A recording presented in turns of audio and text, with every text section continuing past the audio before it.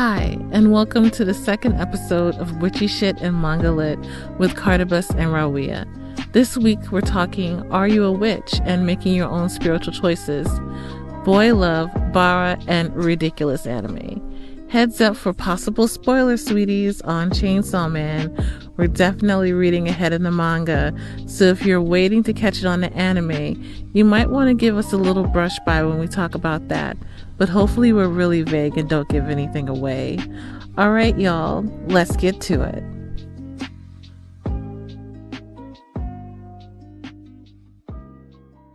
Hello, everybody. Welcome back to Witchy Shit and Manga Lit with Carta and Rawiyah Tariq. We are so happy to be back the second week. So excited. So we have a format now. Carta came up with a format, so Kind of a loose format. I still want to keep it organic and fun and like we're just hanging out, but like I wanted to make sure that we were covering topics that would be of interest to other people. And I listened to some of the feedback that we got last time to see kind of what people wanted to see more of. So I kind of sent you a list of what we were going to do today. And the first item on that list is you talking about your next event that you're going to be. My next event. Yeah. Yeah. My next event that I'm doing is going to be a workshop called In the Face of Fear, and it's rituals and elemental rituals for dealing with fear. It's most of my workshops are magical and practical. So this one you're going to get to learn about the archetypes of fear and different questions you can ask it, removing shame from fear. Is it fear or is it intergenerational trauma? Like how can we heal ourselves when we're dealing with difficult situations and moving through things like anxiety, how to remove the guilt from fear as well, and how to stand in our own power with ease. So that's what that workshop is all about, and you can get tickets for it at asovereignembodiment.org. That's asovereignembodiment.org. Or you can follow me at Mammy is Dead on Instagram or Twitter or TikTok, and you can find information there too. And also go to my link tree at Rawiyah Linktree. Rawiyah Tariq Linktree or something like that, I think. Anyway, all of these links will be in the notes, so you don't even have to remember any of them. I was going to say, how about we put everything in the description?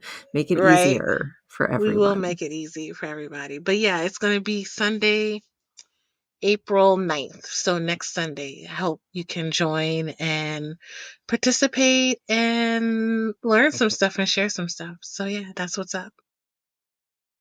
Awesome. That sounds really exciting. And once Mm-hmm. again, I love all of your workshops that I've ever been to. So I'm a big fan. So next on the agenda is what are you watching / reading this week or this past week? And I want you to go first because I have consumed an ungodly amount of media this week and it's going to take me a hot minute to go over it. So I'd like you to start because I know one of the things that you're talking about because we read it together and I want to talk about that as well. But go ahead. So I finished completely Hanayori Dango, like Dango. I Same. finished that Yes. completely. And that boy, that was a ride. And I loved the ride. And I also got to chapter, I think 103 on Chainsaw Man. Oh, I finished it. You finished it. Oh my I God, could you not finished it. stop reading. Yeah, it gets wild. Hmm? um, but yeah, with Hanagori Dango, I just want to say, like, I really liked that the ending had an ending. Like, it Mm-hmm. felt actually complete and satisfying, unlike pretty much all of the media that I've seen of it so far, where they were just like, we'll just throw him on a boat and make him get married. That makes sense. Mm-hmm. It's like, Mm-hmm. no, it kind of doesn't though. Yeah, it So doesn't. I liked that they were true to the characters and they like had a satisfying ending, even though it wasn't like completed. You could know that they you got an idea of how their lives were going to be without it having to go deep into it. Yeah, I appreciated the ending for that. I did also appreciate the fact that it held to the characters, that Mm-hmm. there was no major shift in each of them. Domyoji is still an ass. Still an ass. So much in love, almost borderline obsessive, weird kind of way, relentlessly in love. And how do you pronounce her name? Tsukushi? Tsukushi? Yeah, Tsukushi. Tsukushi. She's still like, you can't buy me shit. Yeah. Like, She's like, I will work at McDonald's, bitch. You're not doing nothing for like me. I will have 3, 4 jobs. I will owe you nothing. Uh, And so I also loved how when she went to New York, none of the Americans could say her name, so they called her Chukuchi. why are we like this? Why are we can learn. We can learn how to pronounce names, but I mean, I just felt like it was super accurate because her name is it is Tsukushi super and they accurate. called her Chukuchi, and I'm like, Chukuchi. That is terrible. That just stuck with me as Terrible. it was too accurate to how But Americans chewing are. coochie is one thing. We don't chew coochie here. Ah ha ha. No, chew like choo choo. Choo choo train Oh, coochie. chew like choo choo train. I was like, we ain't gnawing on the coochie. We ain't gnawing on it. It's sensitive. Be gentle. I mean, some Speaking of people do. some, you know what? You're right. I'm Yeah. not going to yuck some people's yum. Speaking of coochie, I just started my period right before we got on this podcast. Like, Okay. I was like, oh God, I feel like somebody like punched me between my legs. What is going on? It's like, you're bleeding, bitch. So, That's why I turn that shit off because it feels like I'm being stabbed once a month if I don't. Just mm. like, yeah, I'm getting the drugs to make it go away permanently. Thanks. Mine came back after being gone for a very long time. So each time I get it, I'm like, I can bleed. And then it's like, oh God, I can bleed. It's so overwhelming. It's so Yeah. overwhelming. Especially since I haven't had a regular period for so long. But anyway, speaking of periods, I am also watching Doctor Who again. Oh, And yeah. Wait, what does that have to do with a yeah, period? absolutely nothing, sweetie. Absolutely nothing. You just wanted to say shit. Oh my god. Okay. Please to go on. Please to go on about how much you love Matt Smith. I love it. Oh my God. I love Matt Smith so much. I love Matt Smith I so know. I much. know. I remember your text saying how you were too high and wanted to climb him like a tree, and I'm I like, wanted to climb he him. would probably be into that. He's quite Oh tall. my God. He's quite tall with his bow legs and just I'm salivating. Just thinking about him. I just want to lick his chin. Like it is, Wow. oh my God. Yeah, no, it's bad. It's bad, Dre. I It's mean, bad. I can't really talk because I did have a dream once where I made out with David Tennant, so I'm sorry. I I love me some Matt apologize. Smith. I love me some Matt Smith. So yeah, I'm watching all of the Matt Smith and Peter Capaldi episodes of Doctor Who because we're I actually getting loved Capaldi. Like a bunch of people hated him for some reason, but I so really many loved people him. were like he was so acerbic, and I'm like he was the perfect doctor as the doctor as he can be. And Yeah. I loved his acerbicness. I loved his like untouchableness. Each doctor was different. I think they just got used to seeing a doctor who was like approachable in a way, or a sex symbol. I mean, I'm not saying that Peter Capaldi is not a sex symbol because I love weird magician type. Um Oh yeah, no, he's fully that. He embodies the weird magician daddy. That's what you're going yes, for. yes, that's his name from now on. When we say give me weird magician daddy, it's gi- Peter give me some, Capaldi. give me some of that Gandalf dick. Oh, kiddos, you should be listening with a headset because we will be cursing and saying wild Especially random shit. especially if you're at the office, we will embarrass you. It's Mm-hmm. guaranteed. Guaranteed. It's not like we're gonna try; it'll just naturally happen. So yeah, Because of who I we are as love people. who we are. I love Peter Capaldi's portrayal of the Doctor, and so I'm watching all those episodes again, and then I gotta watch the newest Doctor. I forget her name. I just get It's Jodie Whittaker. Jodie Whittaker. I don't know why her name always escapes me, but it does sometimes. But I'm gonna be watching her turn as a Doctor as well.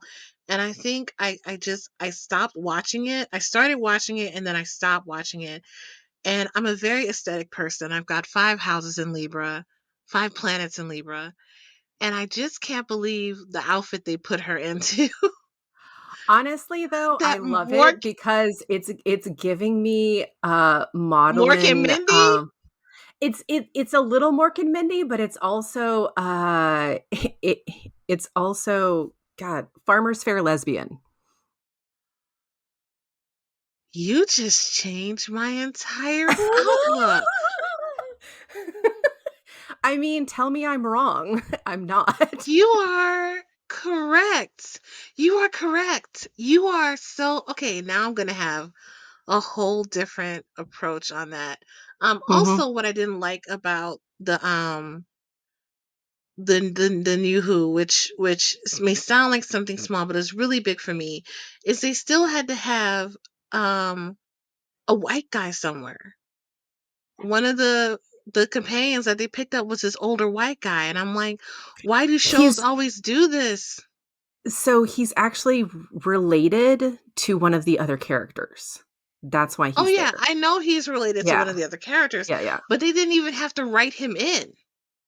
I mean, I fair, they could like have gone with his mom. they could have Actually, just his gone mom with would have his been a better mom. companion. Yes, But to be fair though, I really like him as a character. Like his character is hilarious and great, and like I love their interactions as a they family. create Essentially, they do it create great feels very characters. much like a family unit that they're Mhm. traveling around with. Like I don't know if you remember Donna and her grandpa. I loved her grandpa. it's very much that vibe to I it. love her grandpa. But I get it. I just feel like when we have shows that are particularly serial shows that are shows that um we have this need to have a cishet white male be in the space when I would like us to imagine other characters create spaces for more diversity, like they had space for more diversity. And this might be a controversial statement to make at this point, but it's like, why was he written in? Like, you have this lovely like cast of color. Like, why did they have to bring, like, I feel like he was a consolation to bring some people in because they had a woman doctor for the first time. um That may be fair a bit because a lot of people were pushing back on her show in general, but also a lot yeah, of the writing involved some pretty, controversial historical topics that people were upset about as yeah, well. I saw some Um, of that and I'm here for it. yeah, no, like, the episodes were amazing. Hmm. Like, I learned a lot about the Indian-Pakistan conflict as well, which was, Oh, that uh episode was heartbreaking. yeah. That episode was heartbreaking. Yeah, I've seen a few episodes, and like after I finished salivating over Matt Smith's legs and and squealing over Peter Capaldi's eyebrows, They I'm are gonna watch. magnificent. They Those are are their some own magnificent character. eyebrows. They're their Yeah. own character. Like Janeway's hair was in Voyager. Peter Capaldi eyebrows are a supporting actor in Doctor Who. Um, So yeah, so then I'm gonna watch Jodie Whittaker's turn as a doctor, and then probably be mad at everybody who was mad at it. Now that you've given me the whole thing, farmers market lesbian, that is. I mean, it fits and it Now I want works, to climb and her legs too. right? And when you like her attitude and the way she carries, yeah, it's nice. It's hot. Okay, I will All be the watching it. doctors can get it. That's all I'm saying. They can have Every it. single one of them can have it. Mm-hmm. Mm-hmm. They can have um it all. So that's what I've been into. What have you been into? So, getting a little bit back to Chainsaw Man, because like I said, I caught up completely last night, Uh-uh. after we had talked, because I then talked to our friend Ron and decided I was going to just spoil the shit out of the entire series because I had to. I had to because I needed to tell someone. And Mm-hmm. like you were behind me a little bit in terms of story wise, so I couldn't fully spoil everything for you. Mm-hmm. But he's not going to read the manga. He's going to wait for the anime to come out, and I'm like, it's going to be a whole lot, and here's why. And I basically just broke down like all of the shit that happened, and um yeah, I don't know if I should spoiler warning this. I don't want people skipping too far. So I'm going to not spoil it, but like Okay. talk about what we know is going to happen. But anyway, so for some reason, Ron really hates Aki. So Okay. I know, I told you this before, and like he told me it was because Aki is like this broody jerk character, He's and not a jerk. He's he not a jerk. is. He's Oh not my a god. jerk. When Akari so is not a jerk. So when he first meets Denji, though, he's kind of an ass to him. Tell me I'm wrong. Well, Denji is kind of being dingy. So Denji like comes in and Yeah. basically is like, I want to date Makima. And that's my goal. And he's like, first he's really into Makima. Everybody's into Makima. It makes sense after you find out Yeah. who she really is. That why everybody's into her. But like he's like, I just want to like be with her, and Aki's like, you're gonna die, you idiot. You're gonna die. Like, if you're not serious about this, you're gonna die. Like, we know he's serious about it because we know his background. We know bitch ain't had shit. Like, he was living in the Yeah. school of hard knocks. He Like, would literally cut someone over toast because yes, of who he is yes, as a person. But like I I don't know. Like I get it because Aki is one of those characters who is arrogant from experience. yes. And He is arrogant. if you don't know what his experience is, it's easy to mistake that for just plain arrogance. And Yes.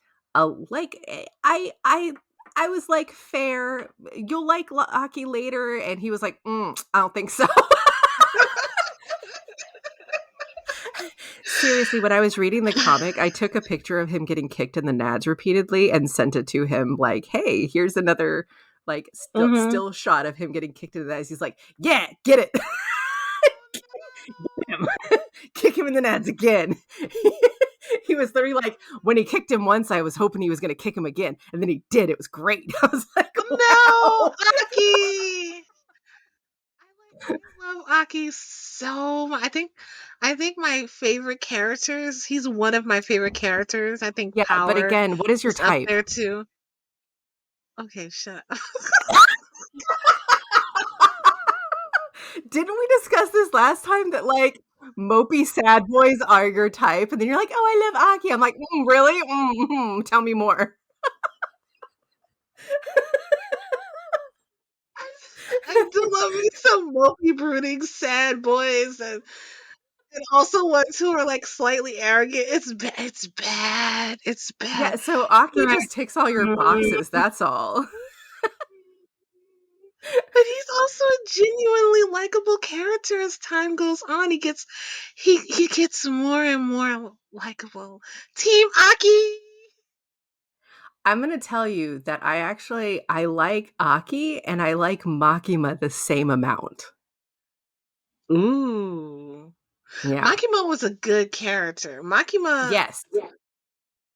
Makima was well written. Like the whole, just as a manga in general, The whole thing is well written. Like, Mhm. that first story arc was so amazing, and then starting the second story arc of it is like, oh, oh my god, it's so good. The story's really good. It's nice and gory, but like the gore doesn't take away from how incredible the story is and how imaginative it is, and how they talk. Like, it's almost in this way of these devils are like in American Gods, how we created the new gods, like we are creating and giving Mm. power to the new demons and new devils. Um, but I really love the story. I love the characters. The only thing I hate about it is that no one is safe. And the author is really great at making you fall in love with these characters. And then he's just like, and now they're going to die. In the worst way possible, they're going to die. So, are we having spoilers on this? I think that's a spoiler. I think it's more, I don't know. But yeah, no, I don't think that's a spoiler.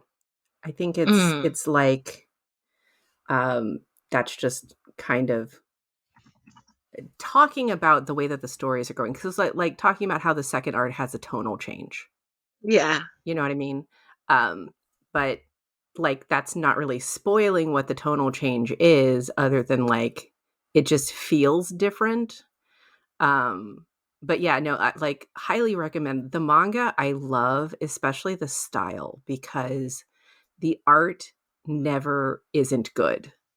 Like, Yeah, I agree. I really love the loose line work, because for Mhm. me, that really lends to, like, a very dynamic, action portion, Mhm. because a lot of times if the lines are too tight in an action sequence, it looks too clean, and you don't want an action sequence to be too clean because it Mhm. doesn't feel visceral, it doesn't feel like things are It's in happening. motion. Yeah. So, like, he does a good job of managing having the lines feel loose and free and moving without having them be, like, blurry so you don't know what's going on.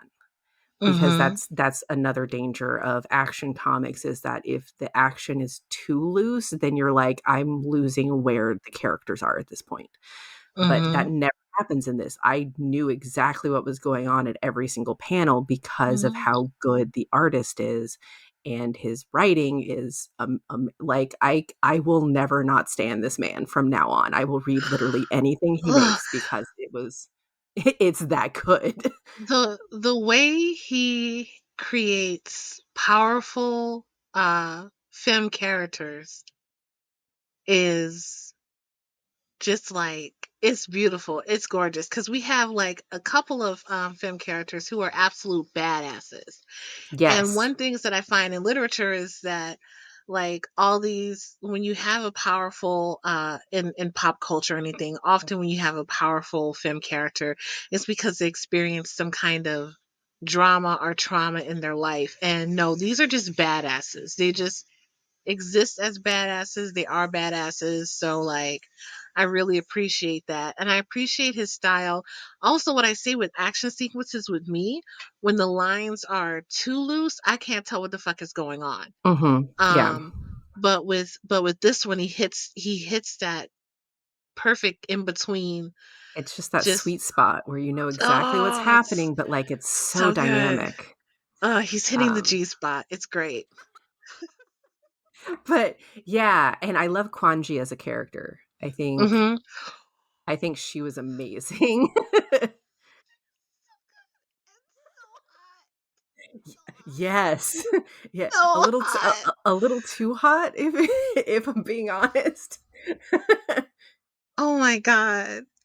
Yeah, like I'm not gonna lie, when you get the first sequence of when you see the first sequence or the first frame of her, Mhm. and she's in bed with all these other fiends, like my nipples just got hard. It was just like,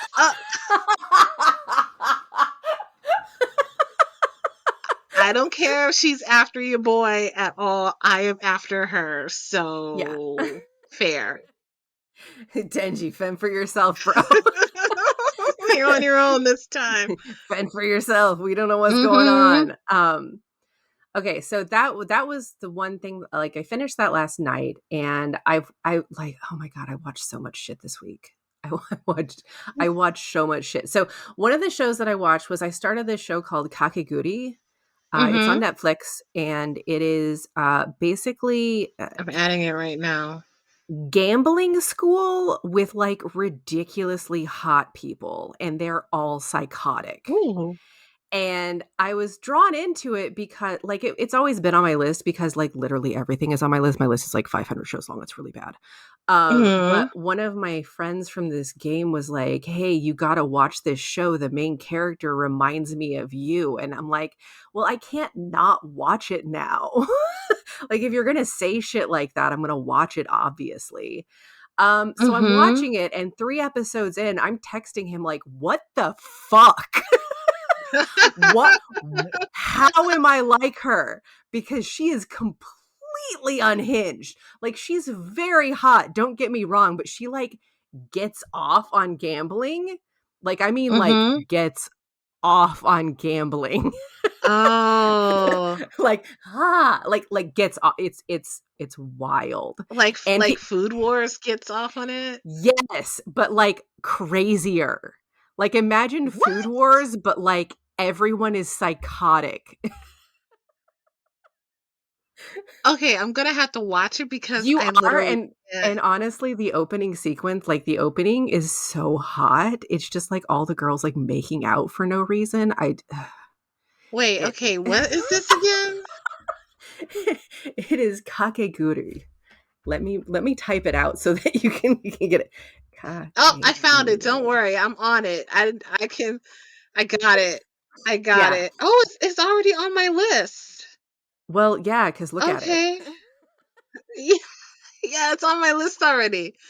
Okay, cool. Okay, so that's on my Yeah. list. So I'm gonna watch I'm that.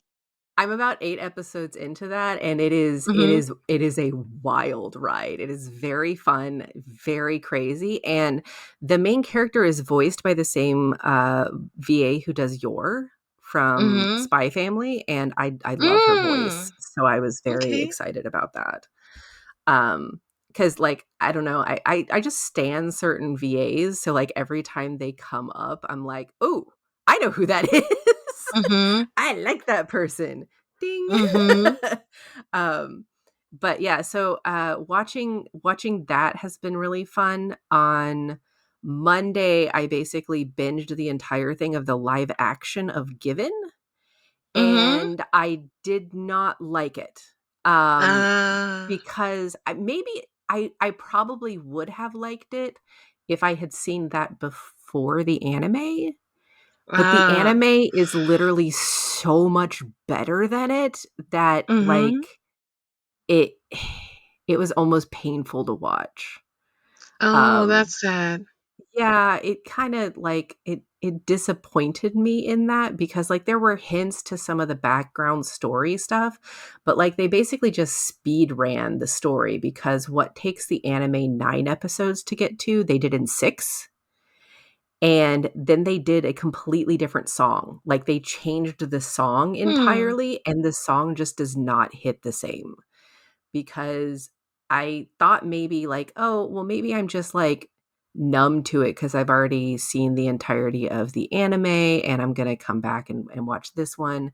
But, like, basically, kind of the premise of it is, and this is the same for both the anime and the live action, is, this boy wants to learn how to play guitar, and he likes Mhm. singing, and he ends up joining a band with another boy, and, they're all playing together, and he gets a song written for him that he's supposed to do the lyrics for, and he is heavily dealing with grief, Mhm. because he lost someone he loved to Oh. suicide, essentially, Oh, no. and, so it's basically a story of his healing and growth and Mhm. his growing relationship with, the other bandmate. And so, like, you really get a lot more of the background on why he's so quiet and, like, some of the stuff that happened to him in his past and why he clung so dearly to, the person who died.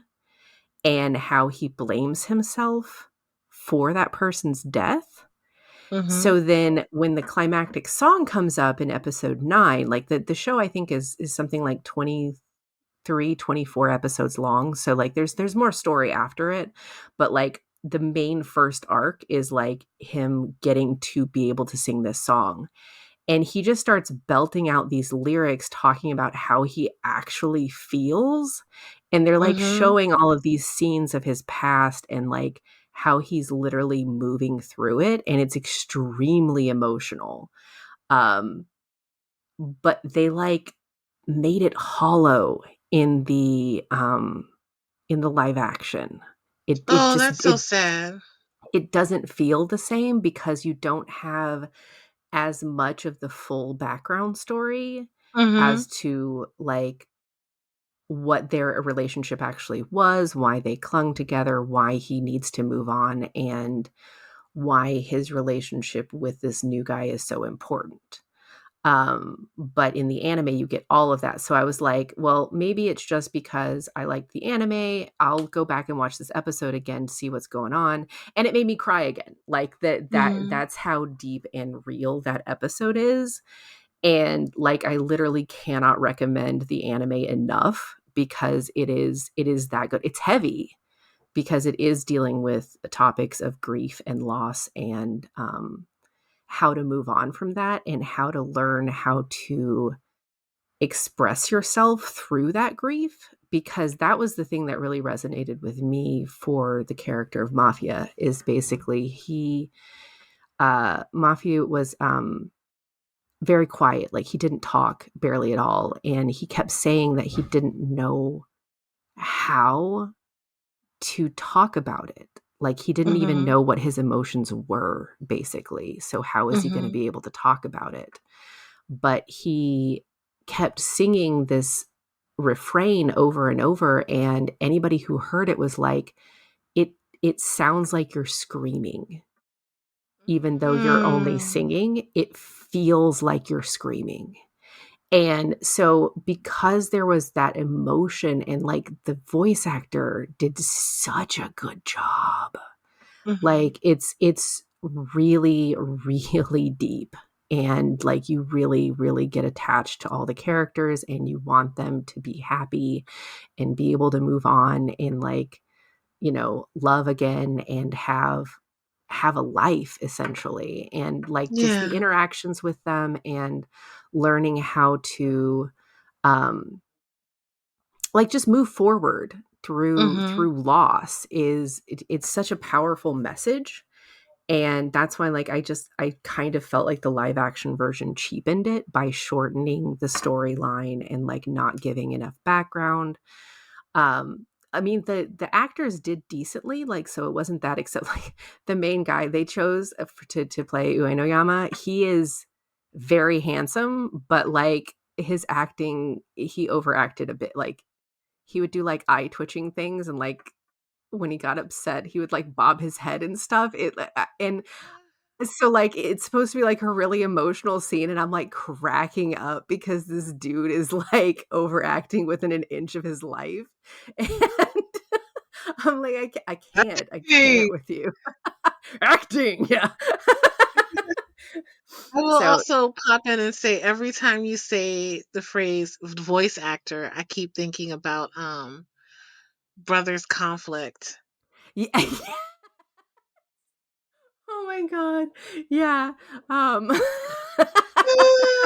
because of those characters that are voice actors. Mhm. Oh, but that wasn't the only show I watched this week. We have gone back to watching Boruto as well, which again, How's that going? it it's not Naruto. I'm just gonna put that, it's not Naruto at all. It's fine. It's fine. Kakashi still exists. That's my bar. Does Kakashi exist? Yes, I'm gonna watch it. Um, but I will say, like, just watching this one as well just keeps reminding me that Naruto and Boruto both have like just the gayest bad guys. Like, all the bad guys are just super gay. So, like, I like all of them kind of more than the ninjas.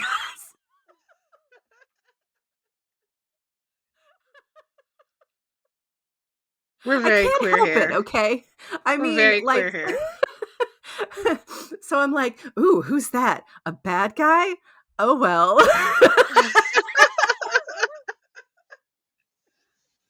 Still gonna stand.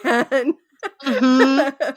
But like, it's just it's cute. It's fine. It's fine. It's not something that I would like say you have to watch. And like most of the people that I've talked to, they're like, I tried it and it just didn't hit the same because it's not going to. It's not the same stakes. Mhm. It's not the same anything. Like basically Naruto was life and death the entire time. There was no kind of moments of calm. And this one, because they're done with like the great wars and stuff, it's kind of just like the kids trying to find their way in this new world.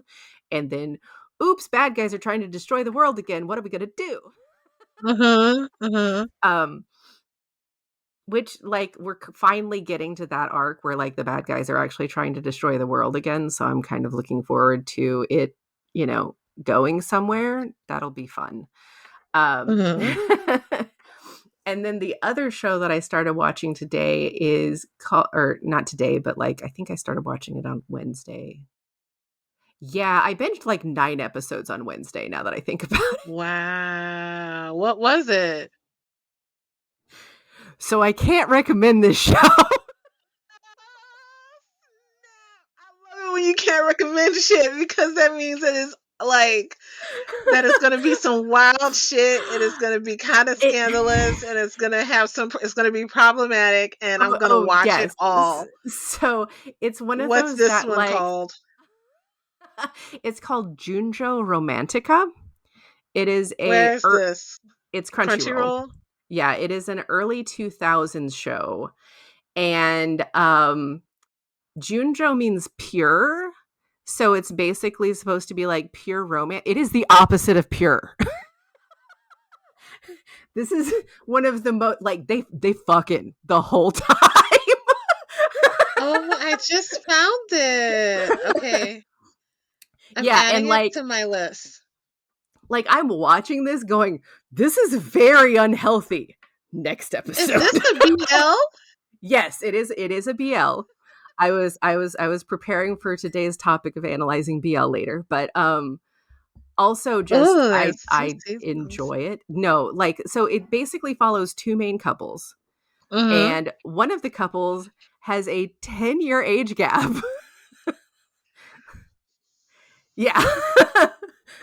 but the voice actor for the younger guy Misaki is the same voice actor for Yuri from Kyokara Maho, which is actually the most pure of the harem anime I have ever seen in my life. I absolutely Uh, adore that one. That one's my palate cleanser anime that like it has like 3 seasons. It's like a ton of episodes. And just anytime that I need something to erase the fuck shit that's in my brain, I'll just watch 3 or 4 of those. watch the Like, one you recommended the with the purest. cafe. Oh, that one is the Rokuhodo Yotsuro Byori. That one. Yeah, I watched Though that one when I they need to took cleanse my brain. they took Rokuhodo off of it, so now it's just Yotsuro Byori. So if you Okay, try I to thought look you it said up, they took it. no, they didn't take it off of Crunchyroll. No, they changed the name. So if you Okay, try to look it up, it's only Yotsuro Byori. For okay. the audience who doesn't know it. But if you do type in Rokuhodo, one of the episodes will come up because the first one, it's the name of their Mhm. bistro. Um so yeah, that's fun. But yeah, so Junjo Romantica is just it's off the rails. There is nothing normal about this show, and the relationships are toxic as fuck, but like you cannot stop watching it. Okay, well, And it's on my list. I'm gonna probably get high and yeah, have some marijuana and like watch it. it manages to be both very toxic and like also not hit any of my triggers that would make me stop watching it. Oh, So that's like cool. yeah, so there's no like hard hard no and continuing going. There's no like um abuse or the art, assault or anything like that. There's nothing like that in there, but Oh, there's good. like the relationships are toxic. So like at one Yeah. point one of them is like, I love you so much. I want to burn your love onto me so that the scars will remind me forever of how much I loved you. And I'm like, son, you need to not think like that. That's so bad for you. Next Yeah. episode.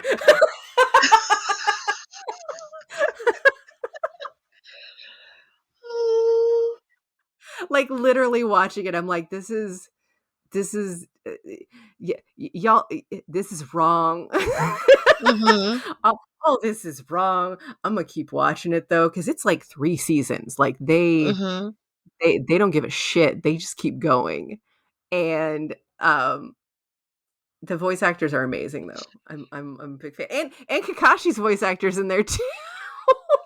He's like a random side character. But I was like, I know who that is because Mhm. I will recognize his voice even when it's a funny cartoon cat that he's doing a completely different voice under. That's in Nats yeah. In Natsume's Yujin show, he's like the side kitty. Mhm. That turns into a big monster and is actually Kakashi's voice, but like he pulls a voice while doing the kitty, but I could still tell it was him because that's how much I stan the cadence of his words. I don't care. I will find him and I will watch shows that he has put his voice on. Mhm. So you had a pretty full like Oh yeah, intake week I when it also came read to. like 6 other comics. So Oh my god. yeah, yeah, I consumed too much media. But worth it because I had an excellent week. Mhm. Um, yeah, but so that's it for that, I think. I'm saving a couple of the other things I read for the BL segment because like I did specifically read excessive BL this time just to get more content to talk about, but also just Mhm. to just round out my knowledge base because I To like round I, out with the BL. yeah, I mean, if I'm gonna analyze it, I'm gonna freaking analyze it. That's all I'm saying. But Mhm. the next thing that we're gonna talk about is basically, are you a witch? Baby witches, because when one of my friends gave me feedback on our last episode, she was like, "Oh, the spontaneous casting and the cursing was interesting to me. One of my friends, she does curses all the time, but she's not a witch." And I'm like, mm. So, not to break it to you, but your friend is. You do not have to worship the moon to be a witch. You That do is not. You do not. I think it took me a long time to figure out that I was, well, it didn't take me that long to figure out I was a witch. I figured out I was a witch when I was like 12, 13, or whatever. But it did make me for a while because of, oh God, you were there. You were there for this. Wicca. Because I felt like I had to be Wiccan to be a witch, but Wicca's a religion. You can be Wiccan without oh, being a witch. yeah, and vice And you could versa. be a witch without being Wiccan. And when I kind of separated myself from Wicca, that's when my witchcraft really, really fucking grew. Yeah. Like it really like grew so like it prospered.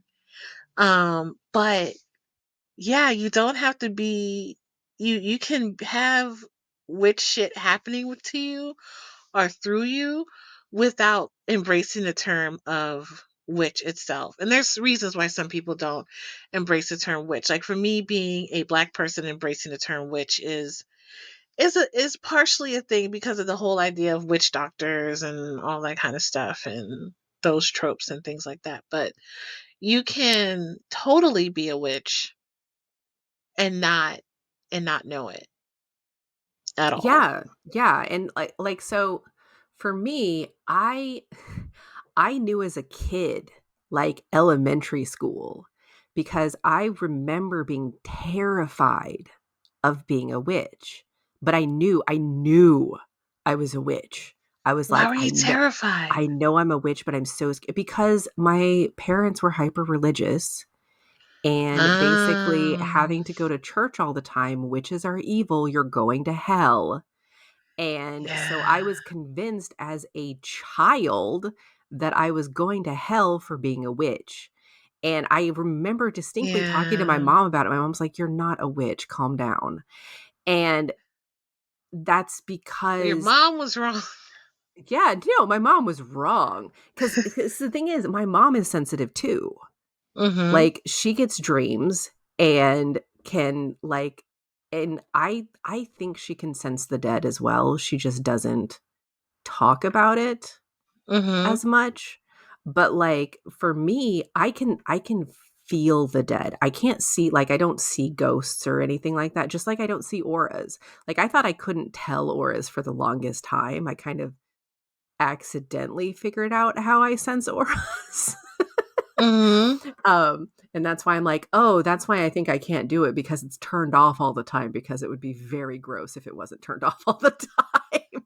My general existence would suck otherwise." So, Mm-hmm.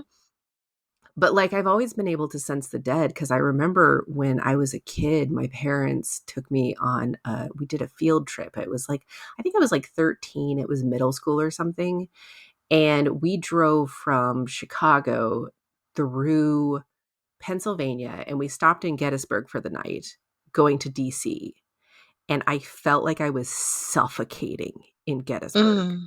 Like, I literally just felt like there was a rock sitting on top of me the entire time, Mm-hmm. and it was very difficult to explain that I was being smothered in the place because, my parents just thought that I was being, a whiny teenager who didn't wanna go on a historical trip, and I'm like, "Nah, I mean, partially, yes, but at the same time, like, I'm literally feeling There's real ill stuff happening. in this place, and I realized later Mm-hmm. after going to several other places that just, like, the weight of the dead is so heavy in some places, and especially if they are unhappy. Yeah. Because as an example, Savannah, Georgia. I've been there as well, and that place is also just saturated with dead people, but they aren't all angry about it, so it doesn't feel as suffocating. It feels different, but it definitely feels different than, like, the place I'm living in now. It feels different than California, because California is a newer place, so there's only certain places that kind of give you that feeling. Like, I haven't been to Alcatraz. I'm not going to Alcatraz. That's Mhm. something I decided a long time ago. I'm like, Alcatraz "I don't need to be there. mm, It's okay." might feel a little different now since it's been reclaimed. And that Oh. energy might have been cleansed. So, and plus they've been doing the sunrise ritual there for a while. And I think that that might have shifted the energy out when it's been given the land back its original energy. So that might have changed, but I understand what you mean when you talk about how you can feel the dead. I can feel the dead too. I can smell them. I can't really I have a bad sense of smell unless it's dealing with the dead, but I can smell them and I can feel and kind of see them. It's not like I see dead people. It's not like that, but I can see shadows and shapes and blobs and things like that. And I also get the feeling of like something's on me or something's watching me. Mhm. And I've had that since I was little. And I grew up in a very religious family too. My mom was Roman Catholic or Baptist, depending on the Sunday.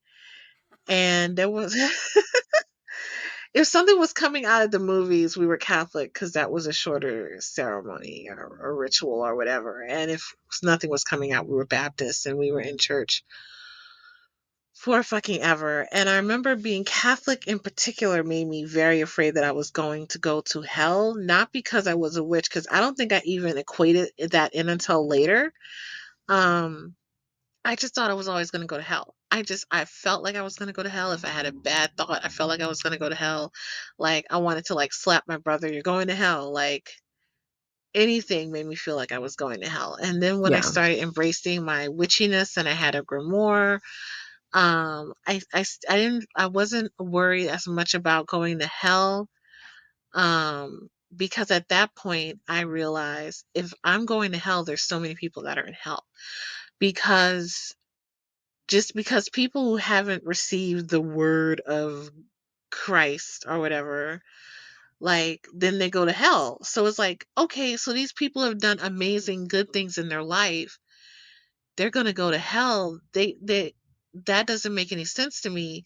God can't be that much of an asshole. And then I read the New Testament and I was like, God's a dick. God is totally that. God is like, God is terrible.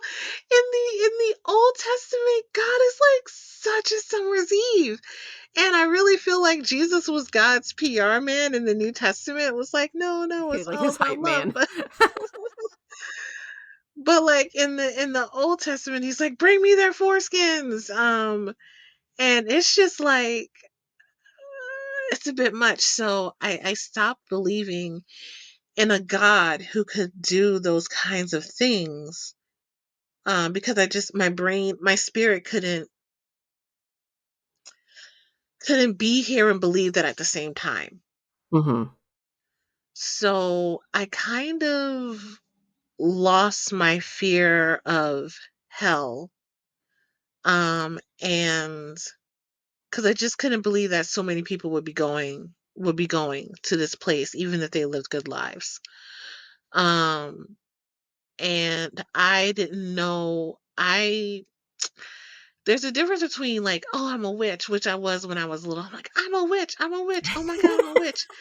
And then being like, I'm a witch. Like, this is an indisputable fact. This is who I am. This is what I am. This is what I studied and also was my birthright. And this is it. This is who I am. Before it was like a kind of like a defiance place for me. It was searching and all this other stuff, but now it's like, oh, I found who I am. Mhm. And I found what my spirituality is, and I found where my power lies, and I found something that unites every single area of my life is being a witch. And I think that when you're brought up and you're not, and you're told these stories about what witches are, what magic is, what is evil and what isn't, you become scared of your own power. And I think there's so many people walking around with the witch's power that don't even realize they're walking with the witch's power because of all the stories they've been told about witches, all the stories that religion has told them was Mhm. good and just and right and what they have to adhere to in order to get this kind of like heavenly prize when they die. And what I love about witches is we're like here Mhm. now present, we can create our own heaven or hell. And that may seem like a rose tinted kind of view on life, but it's like you have to we fight for our heavens. We still fight to make this world livable for ourselves and people around us. So yeah, my mom would have never called herself a witch, even though she was casting, even though she was like she knew things, even though she could call me with her mind, but she would never claim that title of being witch. And I'm like, you're a witch. You're also a bitch, but you're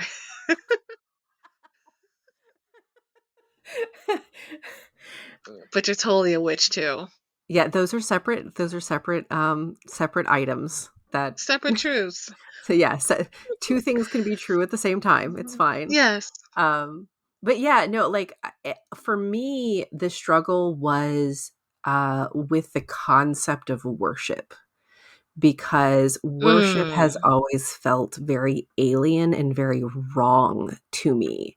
Like when I was in like the actual church and doing church stuff, the thing that really stuck with me was the one day that so I hate winter. Like I fucking hate winter. Like I hate being cold. I hate the snow. I hate being cold in the snow. But we went to like a retreat in Wisconsin and it was fucking cold out. But I went and walked outside in nature, found a spot by the lake to sit on like a semi-dry log and just feel everything Mhm. around me. The birds, the trees, the stillness that is winter, and the fact that everything around me was asleep and what that meant. Mm. Mhm. And at the time, I translated that into here is God talking to me. But after really analyzing what it was more being accepted as part of that scene, as part of the universe. Mm. And for me, that was a more powerful moment than any kind of worship that I could do to a god. And Yeah. that's why, like, even, like, Wicca never clicked with me at all because they were very strict about you have to have a god and a goddess, and they're gonna You have do to this God a and that. goddess. You have to do And this at this time of the year. I'm just like, I can't adhere to your rules. I have Mhm. never once made a decision in my life, and I'm not gonna start now. I'm not picking one thing, and I'm not doing Mhm. one thing. So, it was more that I needed to find the truth for myself in terms of what spirit meant. Mhm. So, for me, it was figuring out how souls work Mhm. in terms of how I could understand them and fit them into some of the world mythologies, but how it made sense to me. So by Mhm. finding my truth, I'm not saying that anybody else's truth is wrong and you should only think what I think. It's more that I needed to find what the truth was for me to be able to fully accept and be able to use all of the capacity and the power that I have within me.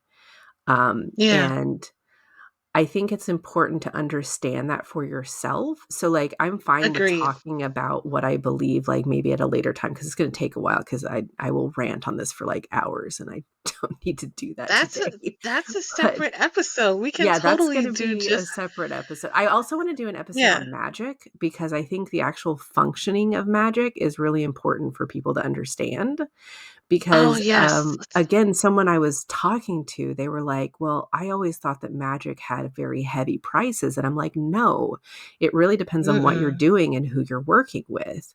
Yeah. Because the way that, like, the part of the embracing the magic that I've learned is that, what am I willing to sacrifice when wanting to do magic, when wanting to, engage in these kind of activities, and it ultimately, that means that there are certain entities I can't work with because their price is too high. And that's fine. That's totally fine. Like, I'm not one of those people that I'm like, "Oh, I have to work with everybody." No, you don't. You don't have to do like, you don't have to do what other people tell you to do, essentially, is what I'm saying. It's Yeah. how you feel in your heart that's going to be the biggest guide for this kind of thing. So, like, Yeah. for me, dream walking and dream magic is a huge thing, but it's not something I do consciously. It's something that just happens to me all the time. Yeah, we each have And our individual gifts yeah, within the spectrum of witchcraft.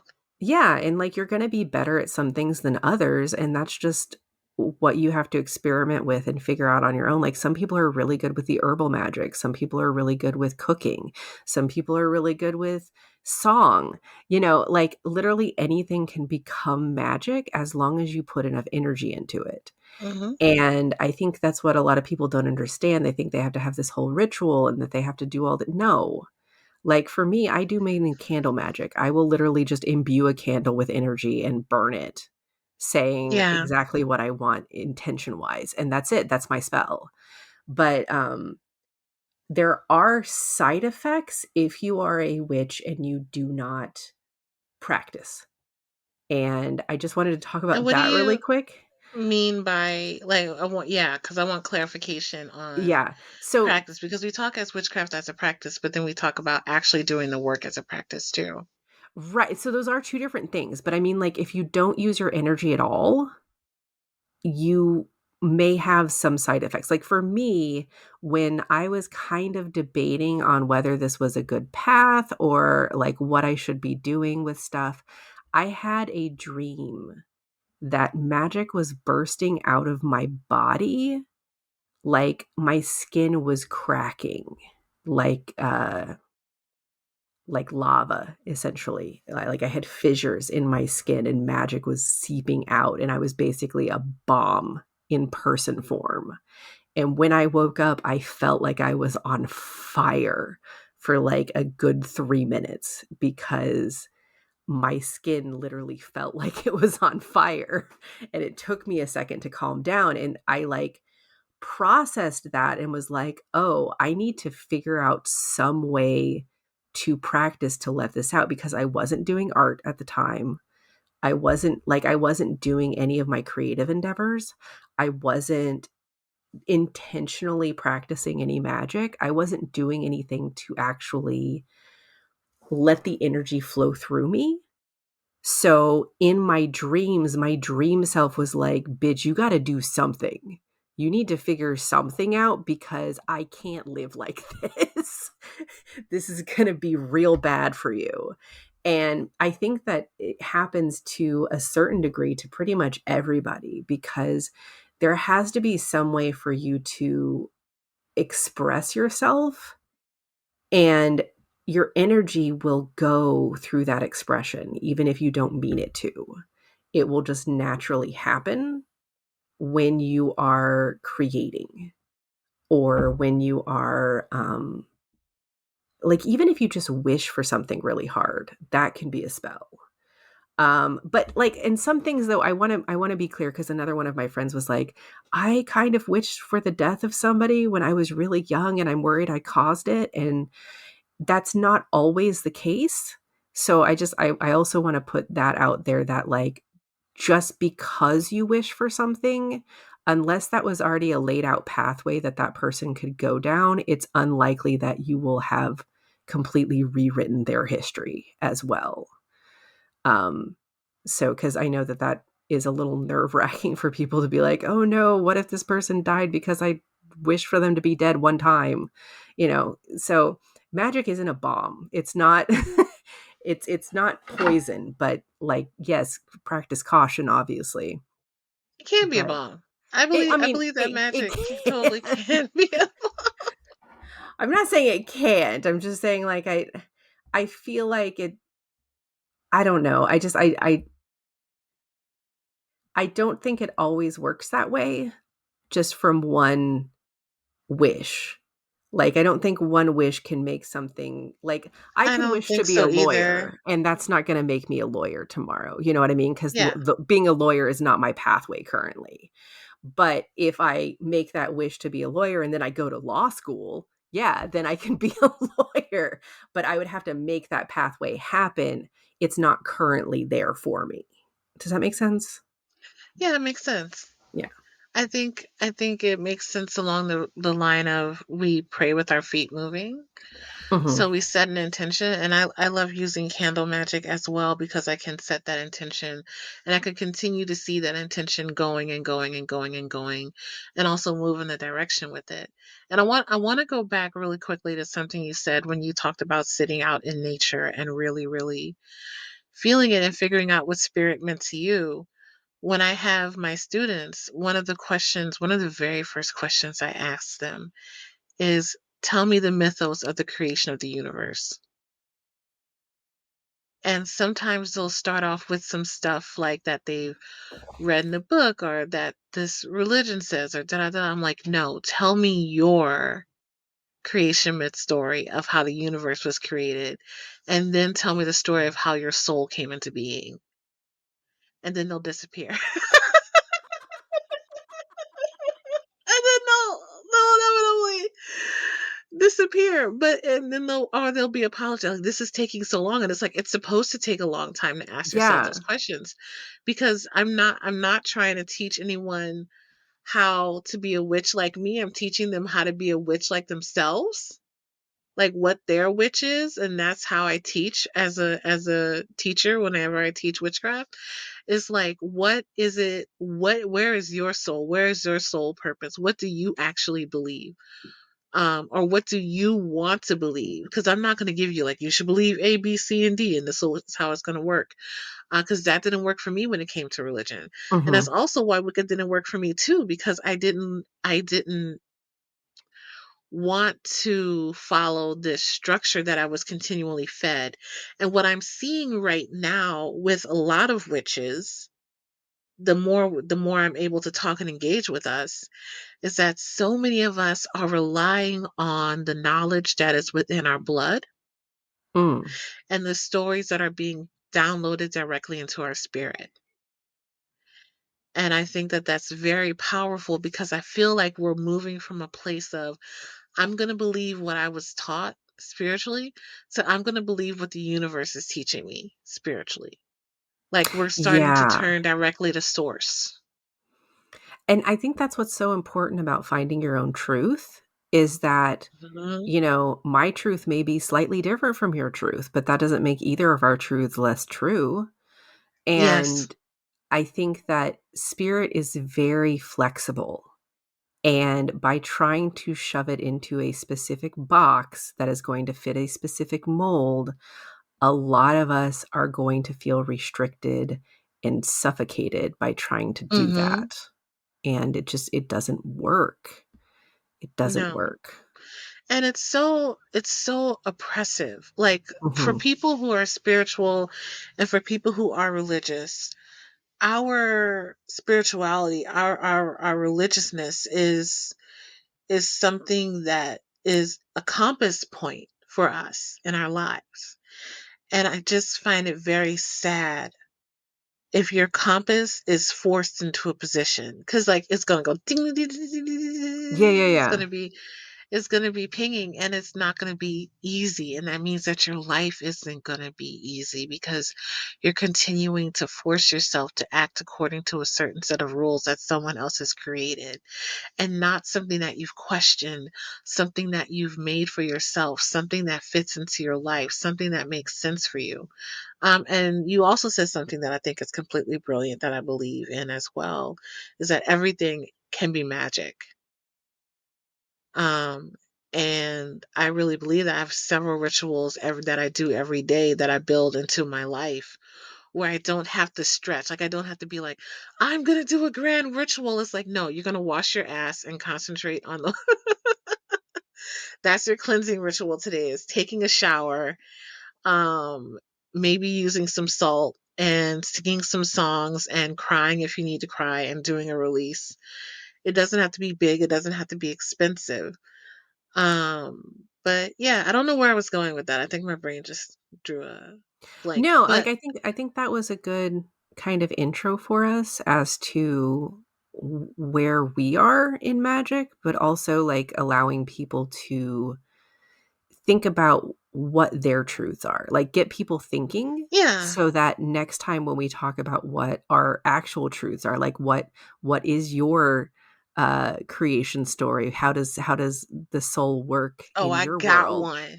I got Right? Yeah. So and I can talk about how the soul functions for me, and, yeah. we can kinda get into that next time because I think that's I'm gonna kind be of a really mad good about topic as it. well. I'm kind of my my creation mythos for the universe makes me very upset. It makes me very upset. Well, don't hint it too hard. Save it for I'm next not. time. I'm gonna save it. I'm gonna save it. But I will also impress how hard, even if you are listening to this right now and you're in a monotheistic religion, like I'm still gonna say read the holy text of your religion and see what you agree with, see what you don't agree with. Um and really make that decision for yourself because it's a Mhm. big, major fucking decision. Don't let anyone else make that decision, and don't let anyone else interpret the sacred text for you. Like, Yes. interpret it for yourself. Like, interpret the sacred text and the holy books for yourself. I Like remember when I was in school. Mhm. I was just gonna say that that was one of the main things that rubbed me wrong about the organized religion was them saying that they had to be the ones talking to God for us, and Yeah. I was like, "Since when? Yeah. Like, Do I not get a bitch, phone? Where's bitch, my I am God. I phone?" know how to talk to myself. I know how to talk to myself. Like, what the fuck are you talking about? I had a dream, not a dream. I didn't. It wasn't a dream. Oh, I did have a dream that showed me how like people interact. When I was really, really young, it was like one of those download dreams. I'm like, oh my God, Mhm. we're all keys, opening doors for ourselves and each other. But when I was, I think, in sixth grade, I was playing volleyball, and the volleyball, like, I was like, hit me in the head, and I fell over. And I'm looking up at the sky, this beautiful blue sky with these fluffy white clouds, and I'm like, I believe this bitch is blue because someone told me this bitch was blue. And then the rest of my brain went, bitch, what?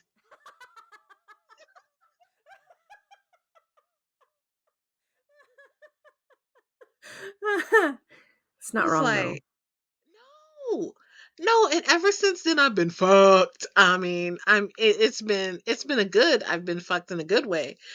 But it's like, I believe the sky was blue because someone told me the fucking sky was blue. And if I believe that it was blue just because someone said, what else am I believing because someone said and I just accepted it? And then later I learned the word indoctrination. And I was like, Mhm. oh, what have I been indoctrinated into? And when you start looking at your spirituality and what you've been indoctrinated into, it spreads out to what have you been indoctrinated into believing by society, by your parents, by what roles you play. That even goes down to how you express gender, how you express your sexuality, how you allow people to treat you, and in work situations and outside of work situations. Like, to really ask those questions and to really believe things because you believe them and they're part of your moral compass and not something, a compass someone handed you, will completely blow up your life. Um, but Warning. warning, Warning, when you start on the path, it is very scary. It it, gets better though, I promise. it gets better. It's get better. You get more used to your ass being blown out over and over and over again, and and it comes with these but it comes with these great benefits of getting closer to yourself and getting closer to other people. Yeah. Um, and I think that it's worth it, but it's dangerous work when you start asking questions, not just because of how the world is going to treat you, but because once you start seeing shit, either you deny it and go a little unhinged, or you change accordingly. It's very much Um, how when you first start digging into, uh, social issues and how mhm. the government functions and stuff like that, and kind of seeing historically what happened versus what you've been told your whole life and how they are Yep. vastly different. Yep. You can't unsee it. You can't just turn your Yep. brain off to all of these things that you've learned and go back to being ignorant essentially. So Yes. once you have gone down this path, it spiritually or social wise, there is no turning back. Your eyes are Yeah. going to be permanently open. And yes, it does give you a clarity in that if you do want to pursue the religion that you were growing up in, it gives you a new clarity of that religion because by taking a step back and looking how spirit works, you are making a conscious choice. It is not Yes. this like making a conscious choice of what you want to believe in and how you want to live your life is vastly different than just going along with whatever your family and friends do. Yes. So, even if you are, as you stated, in a monotheistic religion, by going down your own spiritual path, you can um, revisit and reimagine how the things are functioning for you, which is great. And like, even if you don't decide to leave and decide to stay with your religion, it'll allow you to approach it in a different, more honest way, because you've chosen that. It is the path that you specifically said, I want to do this, not I have to, not, Mm-hmm. well, mom told me this was the way it had to be or I'm going to hell. You specifically, by stepping down that path with your own 2 feet instead, it's going to feel brand new and different. And it's gonna feel holistic. Yeah. It's gonna fit for those pieces in your life and really be the medicine that you need it to be. So yeah. So is it a witch? Yes. Yeah. Yes. Like will it blend?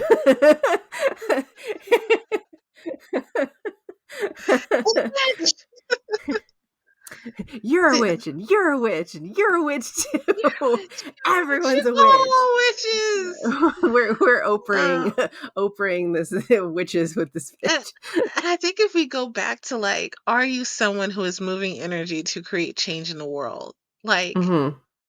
yeah, if you're moving energy to create change in the world, yeah, are in your own life. You know, you're on some witch shit. Like you're on some ritual shit. And yeah, it can show up in many different ways in your life. So yeah.